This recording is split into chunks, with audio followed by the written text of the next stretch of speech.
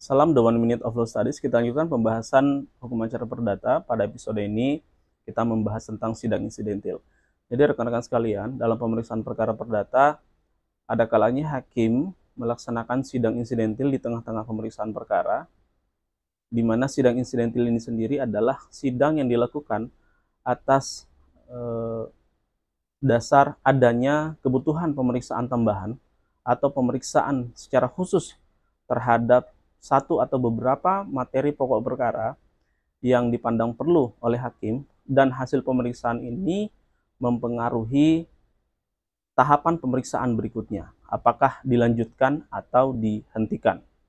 Jadi sidang insidentil ini memiliki pengaruh yang sangat besar terhadap keberlanjutan pemeriksaan materi pokok perkara.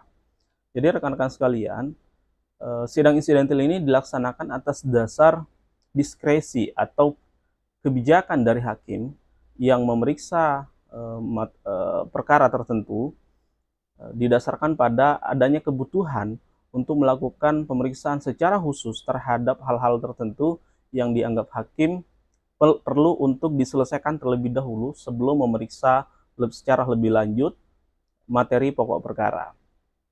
Nah, keadaan apa saja yang dapat dijadikan dasar untuk melaksanakan sidang insidentil itu ada beberapa. Yang pertama adalah adanya eksepsi kewenangan yang diajukan oleh tergugat atau salah satu dari tergugat jika tergugatnya terdiri dari beberapa orang. Misalnya, tergugat mengajukan eksepsi kewenangan relatif terhadap suatu perkara yang diajukan di pengadilan negeri. Misalnya, gugatan non-prestasi diajukan di Pengadilan Negeri Jakarta Utara, sementara tergugat berdomisili di Jakarta Selatan. Tergugat mengajukan eksepsi relatif yang pada pokoknya menyatakan bahwa Pengadilan Negeri Jakarta Utara tidak berwenang mengadili perkara ini karena seharusnya perkara ini diajukan di Pengadilan Negeri Jakarta Selatan. Nah, terhadap ketentuan seperti ini, berdasarkan pasal 136 HIR, maka eksepsi kewenangan, khususnya kewenangan relatif, itu harus diperiksa terlebih dahulu oleh majelis hakim sebelum melanjutkan pemeriksaan pokok perkara. Jika eksepsinya diterima, ya, dalam arti dikabulkan, maka pengadilan menyatakan dirinya tidak berwenang. Tapi kalau eksepsinya ditolak, maka pengadilan menolak eksepsi tersebut dan memerintahkan para pihak untuk melanjutkan pemeriksaan perkara. Yang kedua, sidang insidentil terkait dengan permohonan sita. Jadi dalam hal ada sita yang dimohonkan oleh penggugat dalam gugatannya, baik itu sita jaminan atau sita marital atau sita harta bersama dalam gugatan harta bersama, kemudian ada sita revindikasi dalam sengketa hak milik, maka pengadilan jika ketua majelis dalam penetapan hari sidang menetapkan bahwa terhadap permohonan sita akan diperiksa dalam sidang akan diperiksa di kemudian hari, maka majelis akan melakukan pemeriksaan secara khusus terkait dengan permohonan sita tersebut. Jadi sidang insidentilnya ini khusus untuk memeriksa sita yang diajukan penggugat, dan di dalam PHS atau penetapan hari sidang yang dikeluarkan oleh ketua pada saat itu menyatakan bahwa terhadap permohonan sita akan diperiksa dan diputus kemudian, ya, dalam pemeriksaan pokok perkara. Jadi ketika ada permohonan sita dan belum diputuskan di dalam penentuan hari sidang oleh ketua majelis, maka itu akan dilakukan pemeriksaan secara insidentil di tengah-tengah pemeriksaan perkara. Kemudian yang ketiga, sidang insidentil dalam hal adanya intervensi atau masuknya pihak ketiga ke dalam perkara.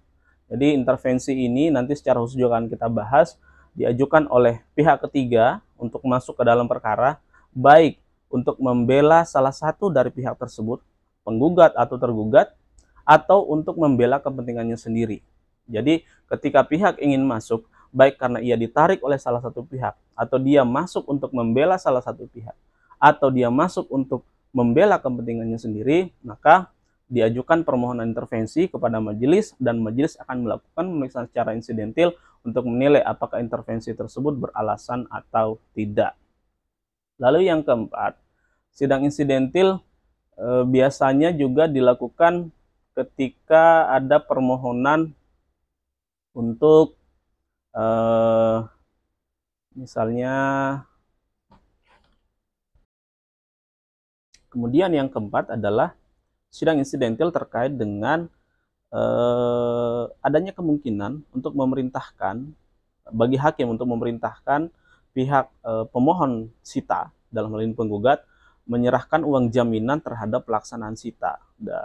Jadi hal ini dilakukan dalam satu pemeriksaan secara khusus, nanti juga ada putusan insidentilnya yang dapat membebankan kepada pihak penggugat atau pemohon sita memberikan uang jaminan jikalau ternyata sita ini di kemudian hari menimbulkan kerugian bagi pihak tergugat atau tersita.